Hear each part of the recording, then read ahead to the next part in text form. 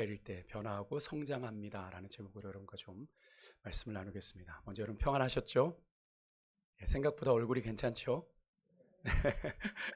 네, 제가 이제 돌아와서 한 3일 정도, 거기 기도원에서 한 이틀 정도 보식하고 내려와서 지금 이제 한 3일째 보식을 하고 있는 것 같습니다. 계속 이제 흰죽을 먹으면서 하는데 좀 힘은 조금 예전에 하도 많이 먹어서 배심이 있었는데 지금 배심이 없다 보니까 조금은 좀 제가 소리가 좀 그렇게 작아도 조금 이렇게 양해해 주시면 좋겠고요. 정말 이번에 20일을 정말 순식간에 지나간 것 같아요. 정말 하나님이 은혜 베풀어 주셔서 제가 20년 전에 딱 한 번 20일 금식을 한 적이 있었는데 그때는 되게 많이 힘든 시간들이 좀 있었거든요. 근데 이번에는 20일을 지내는 동안에 정말 성도님 생각 참 많이 났고요. 한 분 한 분 얼굴 떠올리면서 제가 기도하고 그렇게 했는데 여러분들이 또 릴레이로 계속 기도해 주셨잖아요. 제가 가끔 이렇게 CCTV 보면서 교회 왔다 가시는 권사님들 이렇게 봤어요. 사모가 이렇게 기도하고 가신다고 얘기 들으면서 보면서 어찌나 감사하던지, 그래서 내가 이렇게 넉넉히 이기고 있구나 하는 생각들을 할 수 있는 그런 시간들이었습니다. 또 교회 오늘 오지 못하시지만 또 각자 계신 처소에서 본인 맡으신 그날에 기도 계속 해주셨다는 얘기 들었고요. 너무나 감사합니다. 덕분에 잘 마치고 내려왔고요. 먼저는 부족한 사람으로 그 20일의 시간들을 하나님께서 잘 인내로 견디게 하신 하나님께 먼저 정말 감사드리고, 또 같은 마음으로 여러분 기도해 주신 여러분께 정말 감사를 드려요. 이렇게 건강한 모습을 뵐 수 있으니까 참 좋네요. 그렇죠? 네, 진심으로 우리 성도님들을 사랑하고 축복합니다. 제가 지금 창세기를 묵상하고 계시는 분들도 계시겠지만 우리는 어떻게 지어진 존재들이에요? 여러분 한 분 한 분이 어떻게 지어졌다고 그래요? 우연히 생겼대요?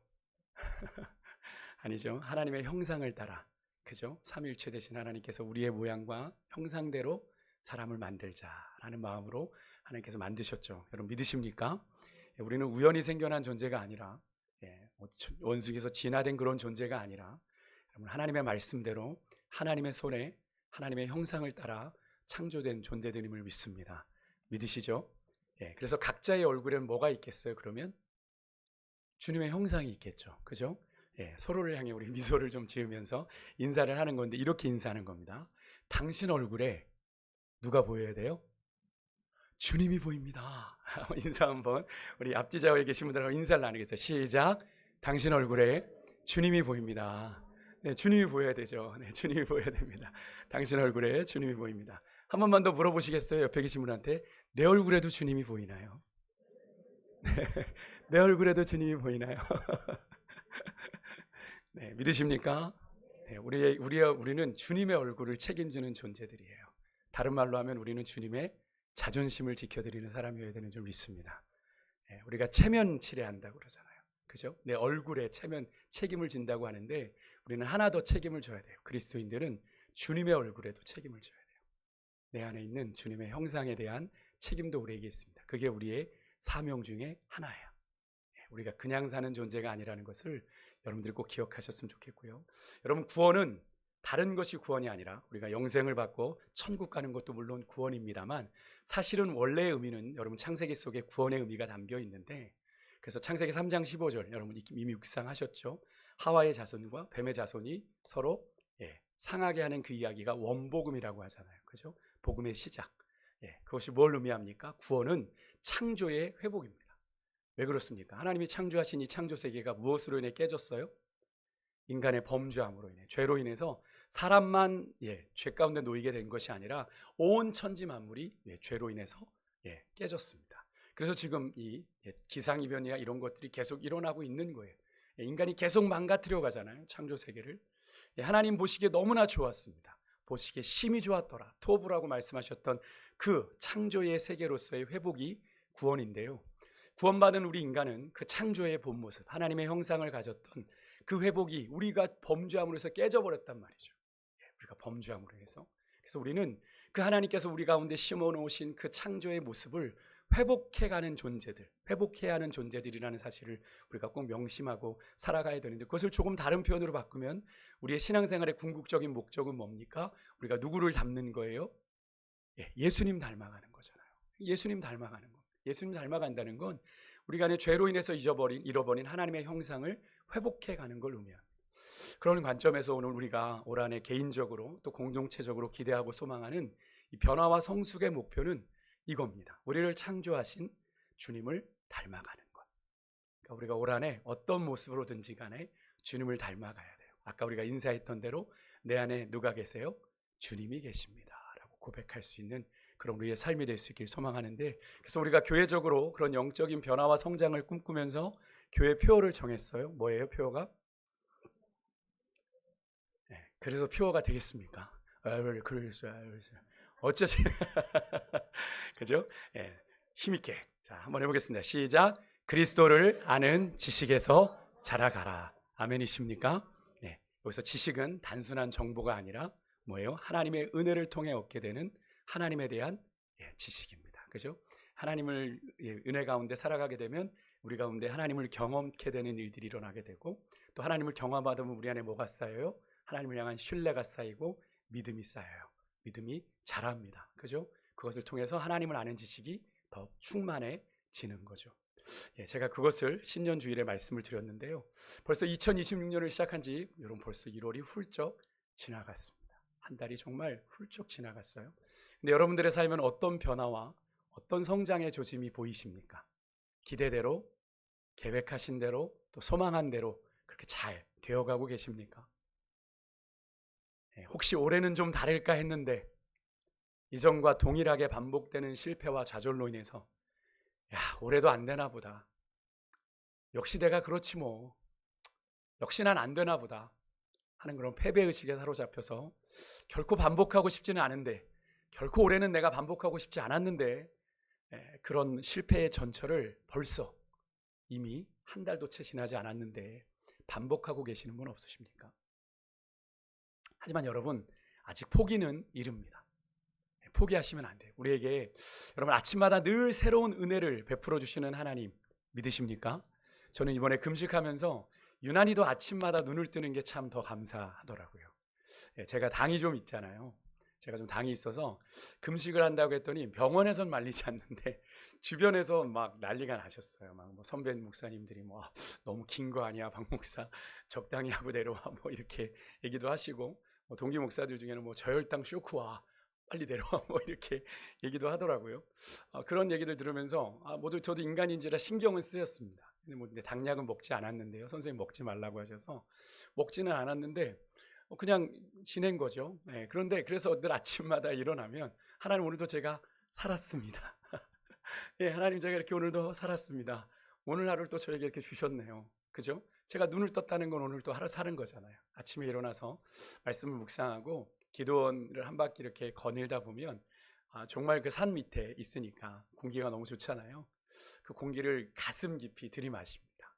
제 안에 그 가슴 깊이 그 공기를 들이마시면 정말 내가 호흡하는 게 얼마나 감사한지, 이 맑은 공기를 내 안에 가득 받아들이고 정말 성령님 이 시간 내 안에 내가 받아들이는 이 호흡과 내 안에 오십시오.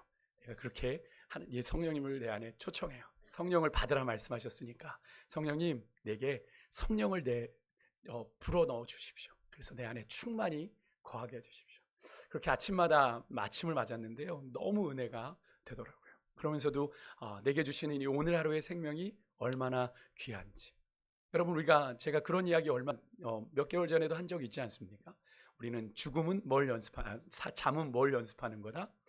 죽는 걸 연습하는 거예요. 아침에 일어나는 건 우리가 부활을 연습하는 거예요. 언약의 아침을 우리는 매일같이 맞이하는 겁니다 라고 말씀을 드렸잖아요. 오늘만 우리의 날입니다. 여러분 내일은 우리의 날이 아니에요.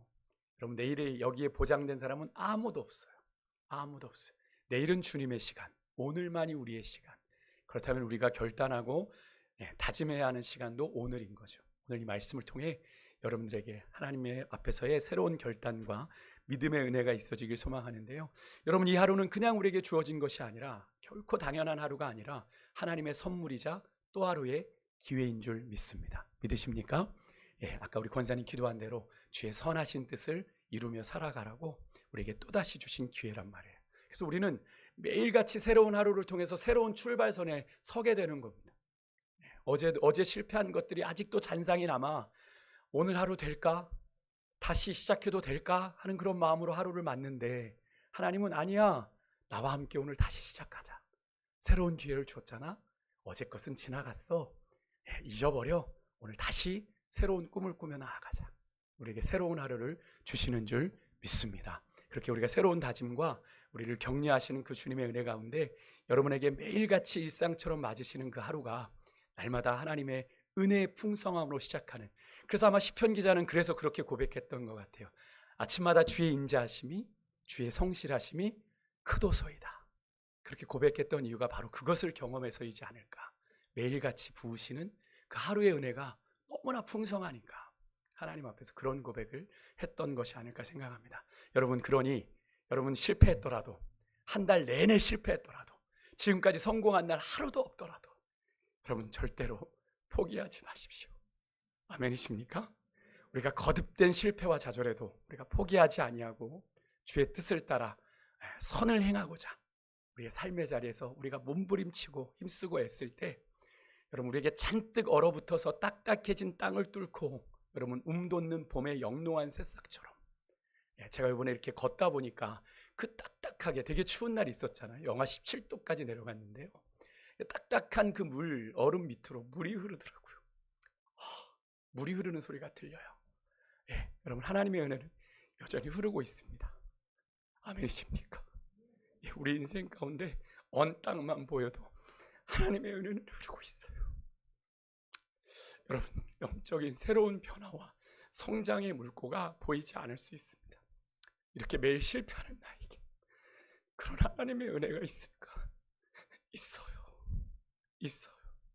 하나님이 포기하지 않으면 돼요. 하나님이 끝이라 할 때 여러분 포기하세요.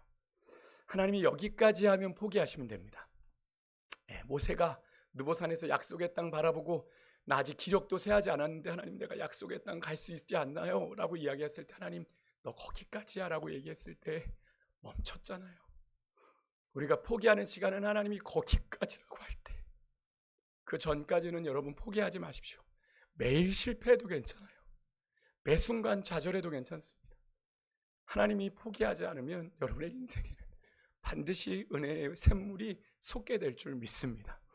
여러분 오늘 본문은 제가 설교하면 신년주일에 설교할 때 언급했던 골로새서 본문이에요. 신년주일엔 제가 그 구절을 여러분과 나눴죠. 우리가 그리스도 예수를 주로 받았으니 우리의 변화의 시작은 우리 안에 우리 주님의 영원한 생명이 들어옴으로 인해서 시작이 되는 거죠. 생명이 없는데 어떻게 잘할 수 있겠어요? 그죠? 우리 안엔 뭐가 있어요? 주님의 생명이 뛰고 있어요. 예수의 심장이 우리 안에 뛰고 있어요. 여러분 우리가 그것을 나누었다면 오늘은 그 중간에 있는 그 안에 뿌리를 박으며 라는 구절에 좀 초점을 맞춰서 여러분과 좀 말씀을 나누려고 해요. 여러분 예수님 안에 뿌리를 내린다는 건 무엇을 의미하는 걸까요? 사도 바울은 인간을 나무에 비유해요. 성경에는 나무에 많이 비유하죠. 너희는 포도나무, 나는 포도나무, 너희는 가지다. 변화와 성숙을 풍성한 열매를 맺는 나무에 비유를 한 겁니다. 나무가 다 풍성한 열매 맺는 건 아니죠. 어떤 조건보다도 좋은 땅을 만나야 돼요. 그죠? 좋은 땅을 만날 때 그 나무는 풍성한 열매를 맺습니다. 우리도 마찬가지예요. 신앙생활도 우리가 좋은 땅에 뿌리를 내려야 되는데, 여러분 예수님을 우리가 지난 신년주일에 주님으로, 나의 주님으로, 그죠? 우리가 받았어요. 그래서 우리는 뭐가 됐어요? 하나님의 자녀가 되었어요. 하나님의 자녀가 된 우리 이제 누구의 뿌리를 내려야 돼요? 여전히 세상에 뿌리 내려야 돼요? 아니죠. 우리는 예수님께 뿌리를 내리지 않으면 여러분 우리 안에 가지고 있는 하나님께서 무한한 가능성을 심어 놓으셨는데 그 무한한 가능성들을 다 발휘할 수 없게 되지만, 우리가 예수님께 뿌리를 내릴 때 여러분 우리 창조주 하나님께서 우리 안에 여러분이 아직도 미처 발견하지 못한 담아두신 그 믿음의 놀라운 가능성을요 우리가 발휘할 수 있게 되고 하나님이 기뻐하시는 삶의 풍성한 열매들을 맺게 되는 줄 믿습니다. 그렇다면 우리가 구체적으로 예수님께 뿌리를 내리는 신앙생활 두 가지를 좀 살펴보려고 하는데, 첫 번째는 하나님께 전적으로 의지하는 거예요. 하나님께 전적으로 의지하는 거예요. 여러분 우리가 한 달 살아보니 내게 희망이 있습니까? 내게 소망이 있던가요? 아니죠. 참 내가 말을 안 들어요. 그죠?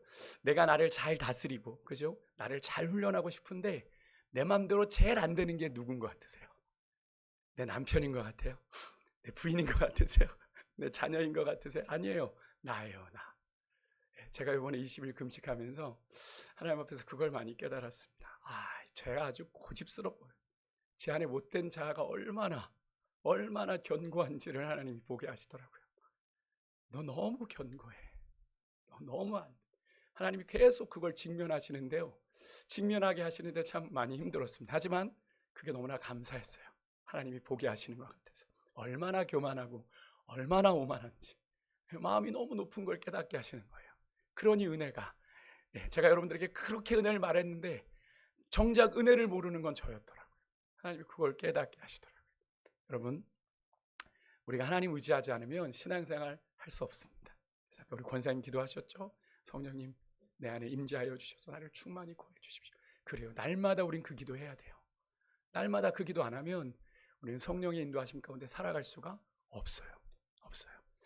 여러분, 우리가 반석 되신 주님께 뿌리를 내릴 때 우리는 흔들림 없는 견고한 사람이 될 수 있습니다.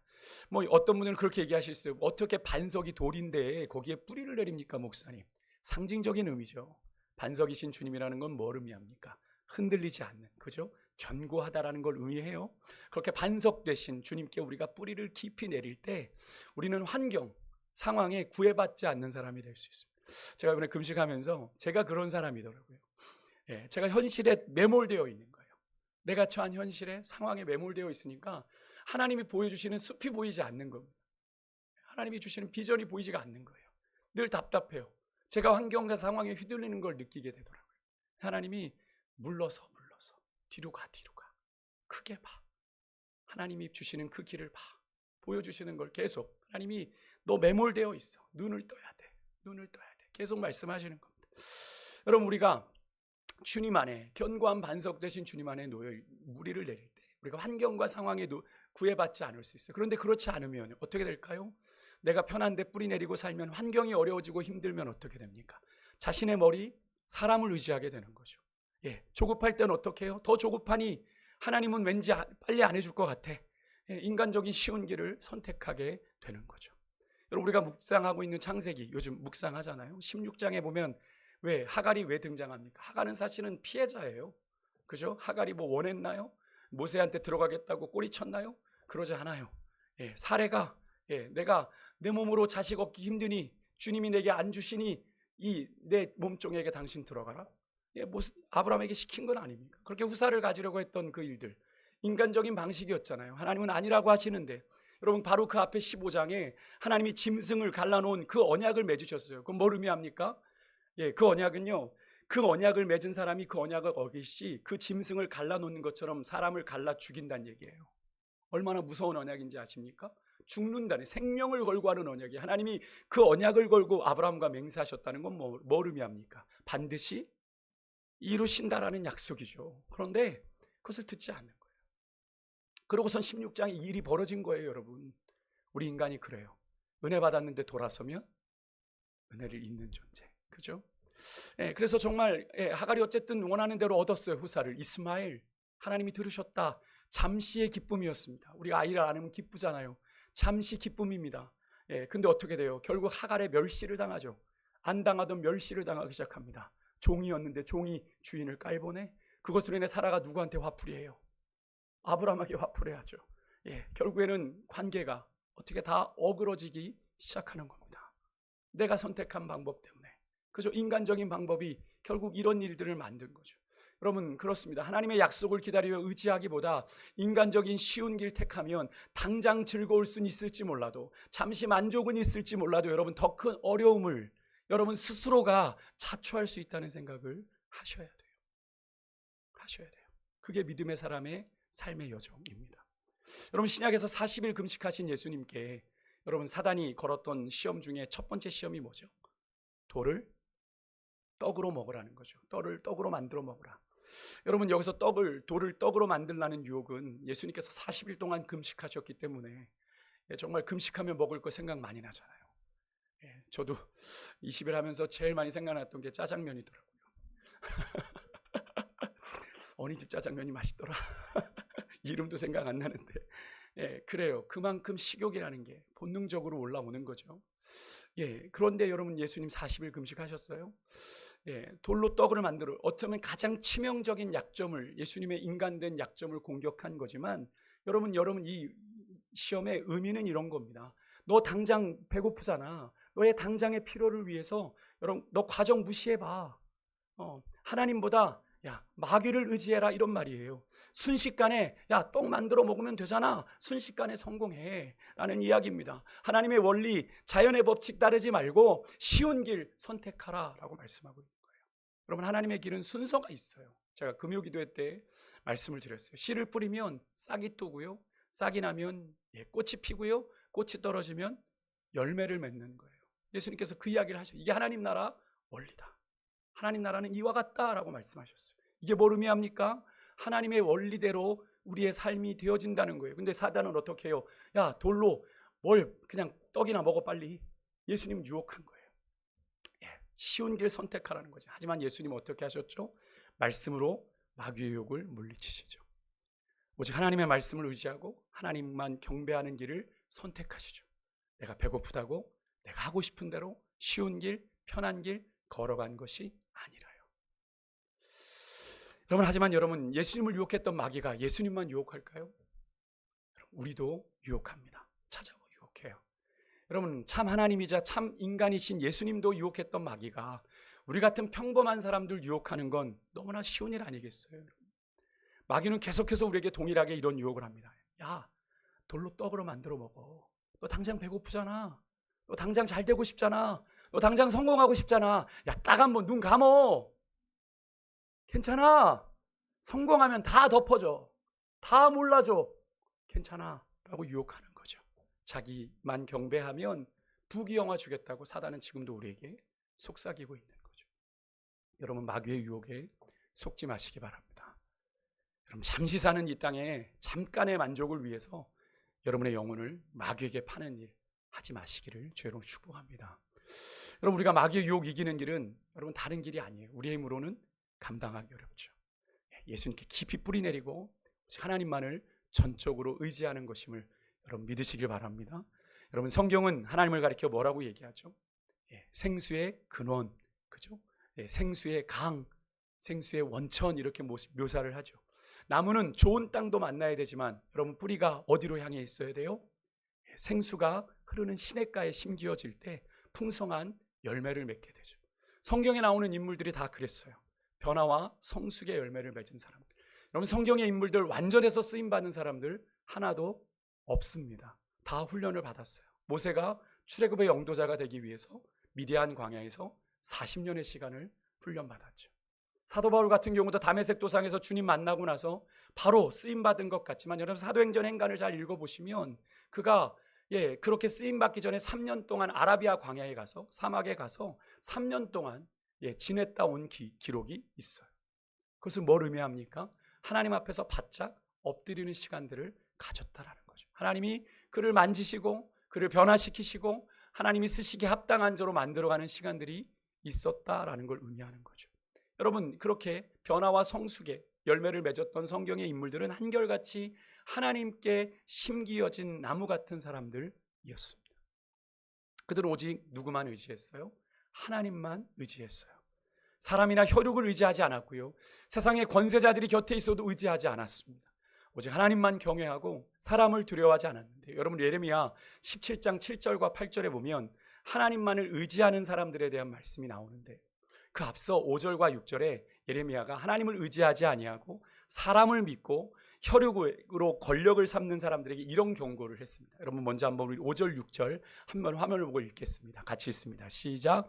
여호와께서 이와 같이 말씀하시니라. 무릇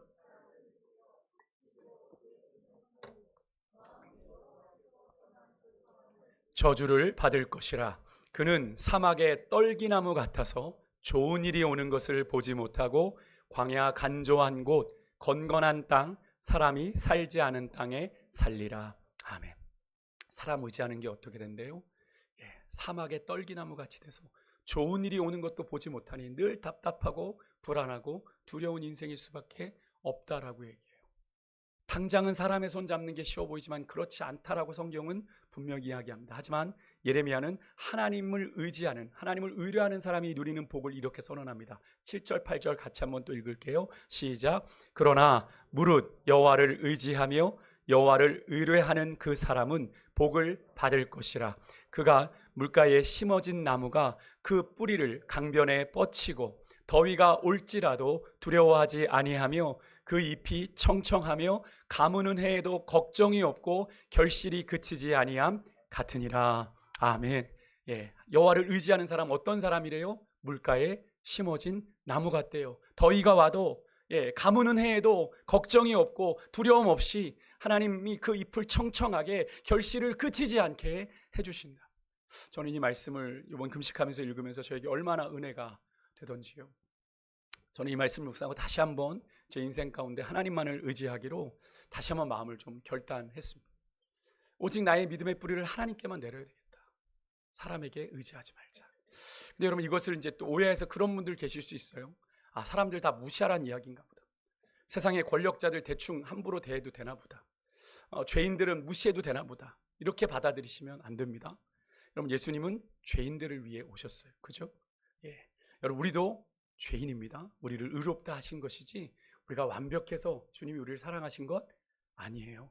예. 여러분 죄인마저도 사랑하셔서 죄인과 세리의 친구라는 이야기까지도 개의치 않으셨던 여러분 예수님을 기억하세요. 하지만 예수님이 죄인들을 사랑하시기는 했지만 여러분 자신을 결코 인간들에게 의탁하거나 맡기지 않으셨습니다. 맡기지 않으셨어요. 의지할 대상이 아닌 인간의 본성을 예수님은 이미 알고 계셨기 때문에 그래요. 요한복음 2장 24절 보시겠어요? 같이 읽습니다. 시작. 예수는 그 몸을 저희에게 의탁하지 아니하셨으니 이는 친히 모든 사람을 아심이요. 우리 주님은 다 아세요. 모든 사람을 아시니 사람은 의지할 대상이 아니라는 걸 아십니다. 그럼 사람은 사랑의 대상이에요. 제가 늘 말씀드리죠. 그렇다고 사랑까지 안 하면 안 돼요. 그죠? 저거 의지 못할 거 저거 이렇게 바라보기 시작하면 사랑도 힘들어요. 여러분 사람은 사랑의 대상이지 절대로 신뢰의 대상이 아닙니다. 사람은 복음을 전해야 될 대상이지 의지할 대상이 아니에요. 사람은 하나님이 선하게 사용하시는 도구이기는 합니다만 우리가 신뢰할 대상은 절대로 아니에요. 그래서 여러분 성경의 인물들은요 자신의 삶을 오로지 하나님께 심기운 나무처럼 살았어요. 요셉 보세요. 창세기 49장 22절 봅니다. 같이 읽겠습니다. 시작. 요셉은 무성한 가지 곧 샘 곁에 무성한 가지라. 그 가지가 담을 넘었도다. 아멘. 요셉을 뭐라고 불러요? 샘 곁에 무성한 가지요. 그는 그렇게 17년 동안 아시잖아요. 형들에게 배반당해 팔려가서 17년 동안 아무리 믿음으로 용 써도 내리막을 쳤던 그의 인생길에서 사람을 의지하지 않았습니다. 그죠? 하나님만을 철저하게 붙잡고 의지했고 하나님께서 결국 그를 높여주시죠. 여러분이 잘 아시는 다니엘, 바벨론 포로 1차 포로로 끌려갔던 사람이지 않습니까? 근데 포로의 신분이지만 그가 등용되어서 얼마나 많은 왕들을 섬겼습니까? 그죠? 정권이 바뀌는데도 다니엘은 계속 살아남아요. 처세술이 좋아서 그런 건가요? 그렇지 않잖아요. 그는 왕들을 두려워하지 않았고요. 의지하지 않았고 오직 하나님만을 두려워하고 의지했습니다. 아시는 것처럼 왕 외에 다른 신에게 기도하는 사람 사자굴에게 던진다. 다니엘을 표적으로 한 법령이 제정된 걸 알고도 다니엘은 성경에 보면 이전에 하던 대로 하루 3번 그것도 창문 열어놓고 보란듯이 여러분 우리의 믿음이 이런 믿음 돼야 돼요. 창문 열어놓고 보란듯이 우리의 믿음을 드러낼 수 있어야 되는데 우리 그렇게 못하잖아요. 다니엘은 죽을 위기에 놓일 수 있는데도 창문을 열어놓고 기도했던 사람이에요. 그로 인해 사자굴에 던져지지만 하나님께서 사자의 입을 막으셔서 그를 살려주시죠. 다니엘이 무사할 수 있었던 이유가 뭡니까? 하나님을 철저하게 의지했기 때문이라고 성경은 말해요. 다니엘서 6장 23절 같이 한번 읽어볼게요. 같이 읽습니다. 시작. 왕이 심히 기뻐서 명하여 다니엘을 굴에서 올리라 하매 그들이 다니엘을 굴에서 올린즉 그 몸이 조금도 상하지 아니하였으니 이는 그가 자기 하나님을 의뢰함이었더라. 다니엘이 산 이유는 다른 게 아니에요. 처세술이 좋아서가 아니에요. 하나님을 의뢰했기 때문이라고 성경은 우리에게 분명히 이야기하고 있어요. 여러분 하나님은 그런 다니엘을 형통케 하셨어요. 그래서 정권이 바뀌어도 다니엘은 형통했습니다. 다니엘서 6장 28절 한번 읽어볼게요. 시작. 이 다니엘이 다리오 왕의 시대와 바사 사람 고레스 왕의 시대에 형통하였더라. 하였더라. 아멘. 여러분 오직 하나님만 의지하십시오. 사람 의지하지 마시기 바랍니다. 사람을 향해서는 지혜롭게 행하십시오. 여러분 평강 누리며 살기를 원하십니까? 하나님께서 어떤 사람에게 평강에 평강을 더하신다고 하셨죠? 말씀 암송하시는 분. 심지가 굳은 사람, 심지가 견고한 사람. 그죠? 심지가 견고한 사람 누굽니까? 하나님만을 의지하는 사람이죠. 내 의지와 결심이 센 사람이 아니라 하나님을 향한 심지가 굳은 사람. 맞아요. 하나님을 향한 심지가 견고한 사람, 그 뿌리를 하나님께 내린 사람, 평강에 평강을 더하신다. 시편 26편 3절 같이 있습니다. 시작. 주께서 심지가 견고한 자를 평강에 평강으로 지키시리니 이는 그가 주를 의뢰함이니이다. 믿으십니까? 주를 의뢰하는 심지가 견고한 자, 하나님께서 평강에 평강으로 지키신다. 여러분 이 은혜가 여러분 오늘 예배하며 우리 주님께 믿음의 뿌리를 깊이 내리기로 결단하는 여러분과 저에게 충만하시기를 주의 이름으로 축복합니다. 다시 한번 부탁드리고요. 두 번째로 예수 그리스도께 뿌리를 내린다는 건 예수님의 말씀에 뿌리를 내린다는 말입니다. 여러분 예수님은 말씀이십니다. 그죠? 그러기 때문에 예수님께 뿌리를 내린다는 건 어디에 뿌리를 내린다는 걸까요? 예수님의 말씀에 뿌리를 내린다는 얘기고요. 우리가 예수님을 의지한다는 건 우리가 무엇을 의지하는 거겠어요? 예수님의 말씀을 의지하는 것. 너무나 당연한 이야기죠. 여러분 성경은 우리에게 말씀을 묵상하는 사람을 시냇가에 심은 나무다라고 얘기해요. 심기운 나무다. 앞에서 언급했던 것처럼 시냇가에 심기운 나무는 시냇물에서 생수가 끊임없이 공급되니까 살 수 있다고 그랬어요. 그죠? 근데 그 생수가 뭡니까? 우리에게 날로 공급돼야 되는 생수가 뭐예요? 바로 하나님의 말씀인 거죠. 왜요? 하나님이 생수의 근원이시니까요. 하나님의 말씀이 생수인 거죠.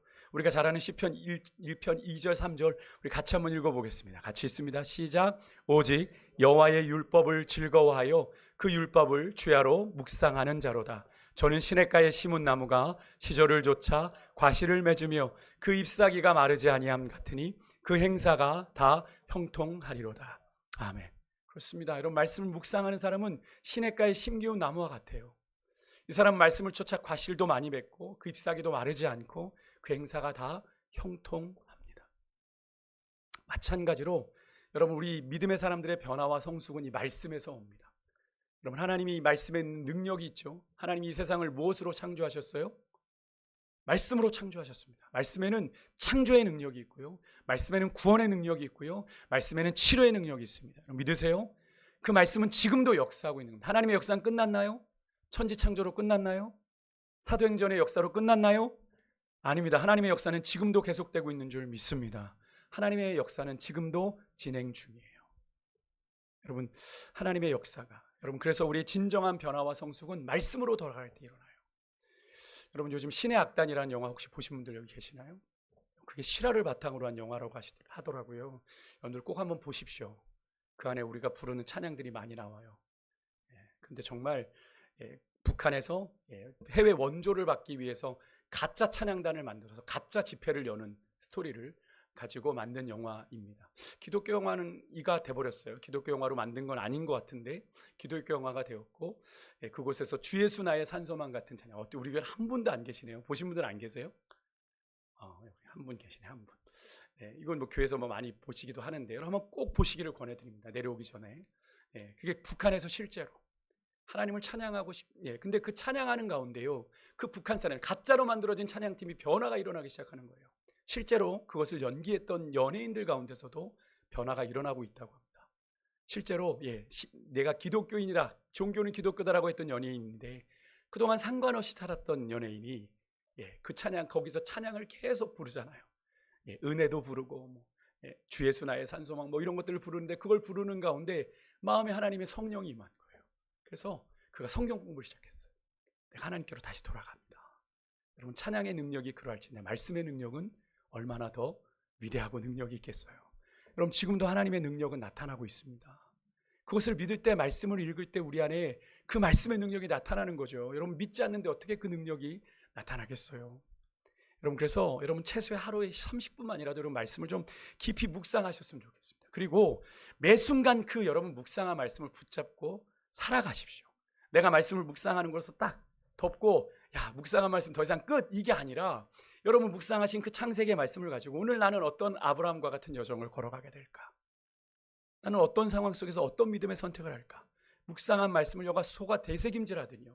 여러분 소가 계속 침 흘리며 되새김질하지 않습니까? 여물을 분명히 여물 조금밖에 안 줬는데 계속 씹고 있어. 뭘 씹는 거예요? 먹었던 거 계속 씹는 거죠. 그럼 말씀을 그렇게 되새김질하는 게 묵상입니다. 말씀대로 살아내려는 거룩한 시도가 있어야 돼요. 묵상하는 것으로 끝나면 절대로 안 되고요. 묵상은 적용까지 가야 됩니다. 어디에? 내 삶의 현장에. 그 말씀이 적용돼야 그 말씀의 능력이 나타나요. 여러분 말씀에 뿌리를 내린다는 건 말씀을 묵상하는 겁니다. 우리가 말씀을 깊이 묵상할 때 말씀이 우리 가운데 내려와요. 말씀을 그냥 너는 말씀, 나는 나 이게 아니라 말씀이 우리 안에 충만히 거할 때 그 말씀이 되새김질 되겠죠. 여러분 우리가 말씀을 묵상할 때 제일 많이 물어보시는 질문이 이런 거예요. 목사님 말씀 본문을 몇 번이나 읽어요? 이렇게 물어보십니다. 그럼 몇 번이나 읽어야 될까요? 뭐 보통은 레귤러하게 한 3번 읽으십시오 이렇게 써 있어요. 설명서에는. 근데 여러분 3번 가지고 여러분이 그 내용을 여러분 안에 머릿속에 정리할 수 없으면 더 읽으셔야 돼요. 어디까지냐면 그 말씀이 여러분의 머릿속에서 여러분의 말로 요약되고 정리되면 시작이 된 거예요. 그때부터 말씀의 묵상이 시작이 되는 거예요. 물론 저희가 읽는 매일 성경은 본문이 좀 길죠. 한 장씩 거의 되기 때문에 물론 길지만 그것도 잘 읽어 내려가다 보면 흐름이 보입니다. 그죠? 말씀이 어떻게 진행되고 있는지.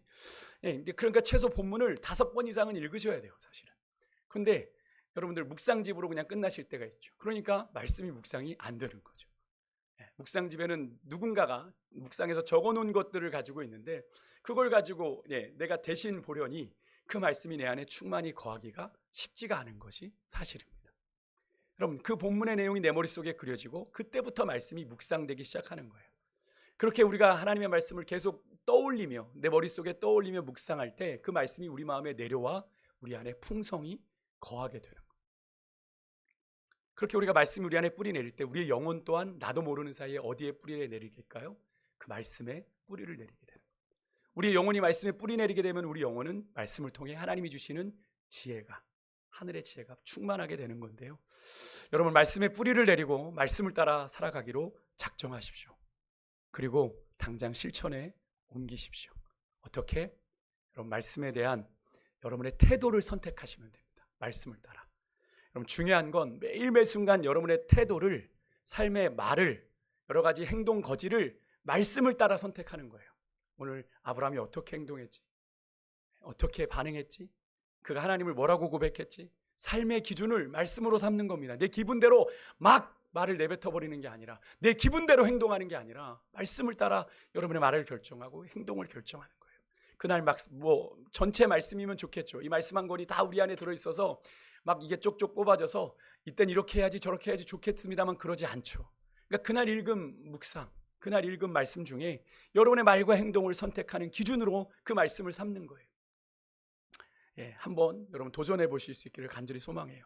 그래서 여러분의 삶에 어떤 일들이 내가 비록 아마 그 말씀대로 살아가는 순간 여러분이 손해를 볼 수도 있습니다. 때로는 그 순간 여러분이 양보해야 될 수도 있어요. 여러분의 기득권을 내려놔야 될지도 모르겠어요. 하지만 그럼에도 불구하고 내가 그 선택을 했을 때 내 삶에, 내가 하나님을 향한 거룩한 양보, 거룩한 내려놓음을 했을 때 내 삶에 어떤 일이 일어나는지를 경험하는 것이 믿는 자의 삶이에요. 그게 믿음의 삶입니다. 근데 그렇게 살지 않으면서 내 삶에는 하나님이 역사하시지 않는 것 같아요. 아니 믿음으로 살지 않으니까 역사가 일어나지 않죠. 여러분 복음서의 말씀을 보십시오. 여러분 맥체인으로 혹시 성경 읽으시는 분들은 지금 마태복음 계속 읽잖아요. 그렇죠? 읽으시면 마태복음에 내 믿음대로, 예수님이 다 그러시잖아요. 내 믿음, 네가 무엇을 원하니나 내가 보기를 원합니다. 내 믿음대로 될지어다. 우리가 믿을 때 역사가 일어나는 거거든요. 믿을 때.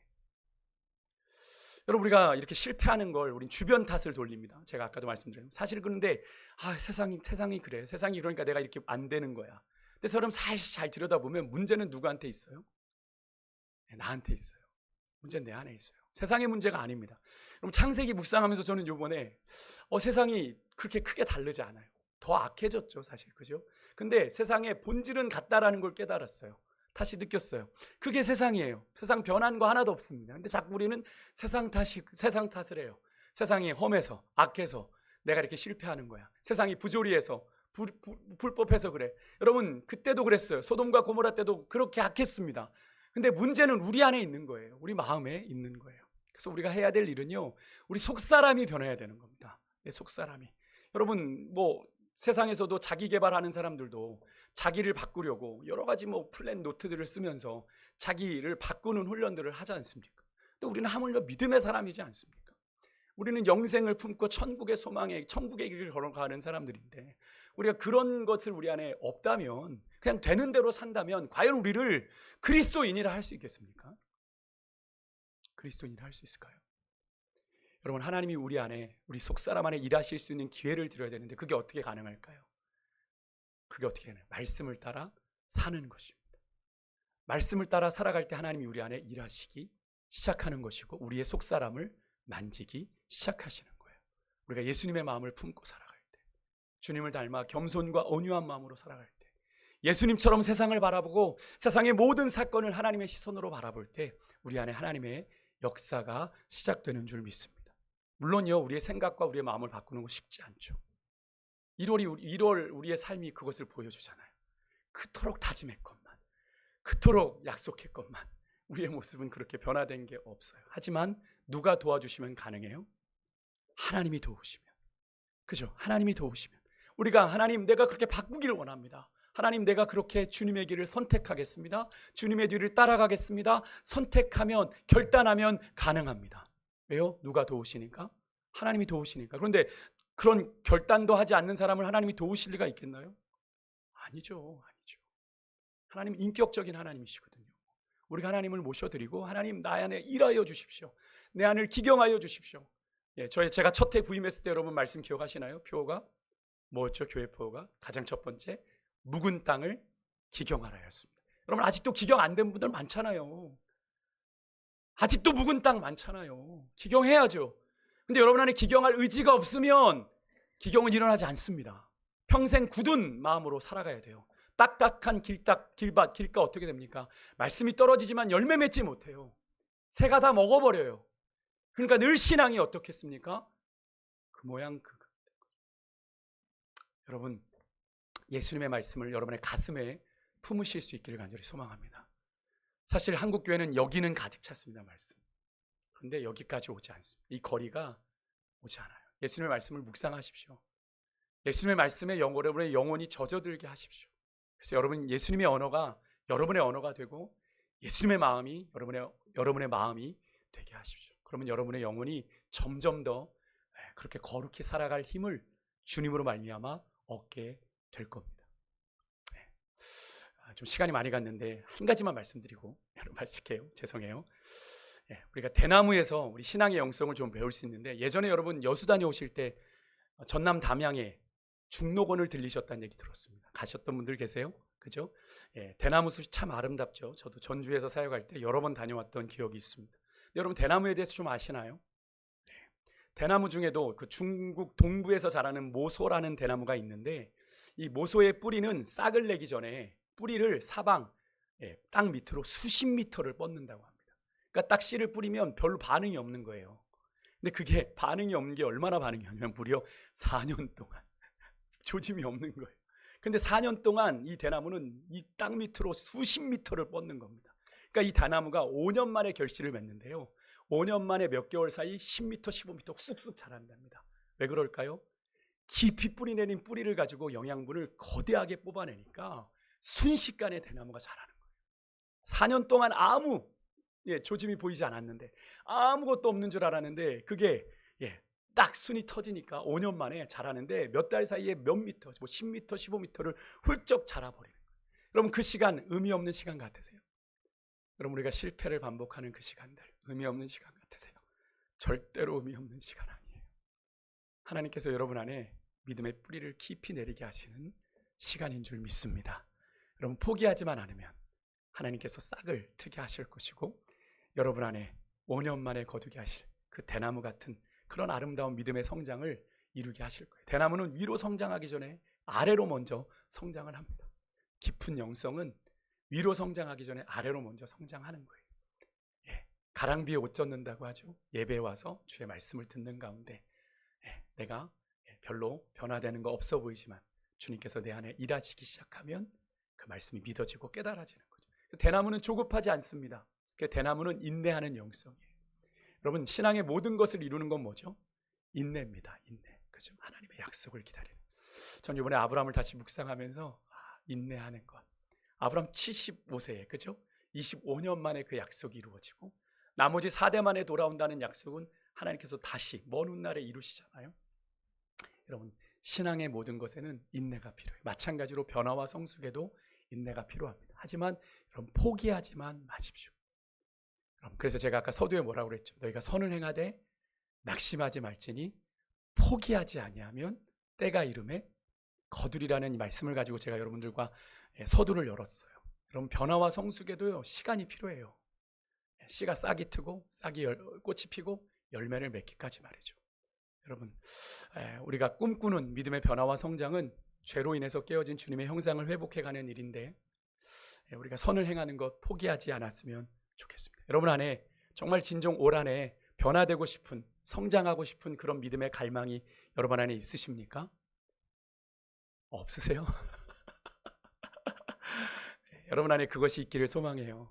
여러분, 자라가는 건 주님의 명령입니다. 그런데 여러분의 선택의 문제가 아니에요. 여러분이 자라기를 원한다고 물론 하시면 하나님이 도우시겠지만 여러분, 나는 별로 잘하고 이대로가 좋은데요, 이대로 적당히 있다 천국이나 갈래요. 이게 신앙이 아니라요. 여러분, 신앙은 자라가라고 말씀하셨어요. 그리스도를 아는 지식에서 자라가라. 저게 무슨 이야기입니까? 명령이에요. 명령. 여러분, 하나님이 세상을 심판하시고 노아에게, 아담에게 주셨던 명령을 그대로 반복하시죠. 생육하고 번성하고 땅에 충만하고 다스려라. 무슨 말씀입니까? 이 땅이 비록 죄로 인해서 망가졌지만 너는, 하나님의 사람인 노아의 너는 하나님의 창조의 원리대로 이 세상을 다스리고 회복시켜 나가는 사람이 돼야 돼. 하나님의 뜻대로 창조의 원리대로 세상을 회복시켜가는 사명이 우리 믿음의 사람들에게 있어야 되는데 그 일에 앞서 선행되어야 될 가장 중요한 것은 먼저 그 사명을 깨달은 우리가 그 깨어진 하나님의 형상을 우리 안에 먼저 회복하는 것인 줄 믿습니다. 우리가 회복돼야 변화를 시키죠. 우리가 회복돼야 변화를 시키죠. 여러분, 하나님께서 우리에게 기대하시는 건요, 되게 거창해요. 제가 창조, 구원 막 이렇게 얘기하니까 거창하지만 여러분, 하나님 우리에게 기대하시는 건 그렇게 크지 않아요. 내가 밟는 그 땅, 내게 살라고 허락하신 내 삶의 지경터 안에 나의 가정, 나의 일터, 나의 삶의 현장에서 하나님의 나라를 묵묵히 이루어 가는 거예요. 근데 그 시작점이 뭐라고요? 우리가 먼저 변화되는 것입니다. 내가 먼저 변화되는. 여러분, 다른 사람 변화시키려고 몸부림치려 마십시오. 제가 이번에 깨달은 거야. 박 목사, 너부터 변해야 돼. 하나님이 말씀하시. 너부터. 다른 사람 변화시키려. 여러분, 남편, 내가 이렇게 된 게 남편 때문이야. 내가 이렇게 된 게 저 아내 때문이야. 자녀 때문이야. 여러분, 그렇게 변화시키려. 그래서 쟤를 바꿔야 내가 살아. 아니요. 그렇게 몸부림치시면 하죠. 여러분 자신을 먼저 변화시키십시오. 여러분이 변하면 다 변합니다. 신앙의 변화는 그렇게 일어나는 거예요. 내가 변하는 겁니다. 내가 변하면 이 죄악 같은 세상도 하나님 나라가 임하는 것으로 보인단 말이에요. 여러분의 태도를 먼저 변화시키고, 자꾸 환경 바꾸려고 하지 마시고요. 물론 정리 정도는 필요하겠지만 여러분의 마음의 환경을 바꾸십시오. 죄에 익숙해진 환경 바꾸세요. 세상을 정복하기 전에 누굴 먼저 정복해야 될까요? 여러분 자신을 먼저 정복하세요. 세상 변화시키려고 하지 말고 여러분 자신을 먼저 변화시키십시오. 그렇게 예수님께 깊이 뿌리 내리는 한 해, 올해 2026년 여러분의 삶 가운데 포기하지 않으면 때가 이르게 거두게 하시는 그 하나님의 놀라운 축복이 여러분과 저의 삶에 임할 줄 믿습니다. 우리 마지막 찬양으로 우리 기도하며 주님 앞에 좀 나아갔으면 좋겠는데요. 우리가 또 구정도 앞두고 있으니까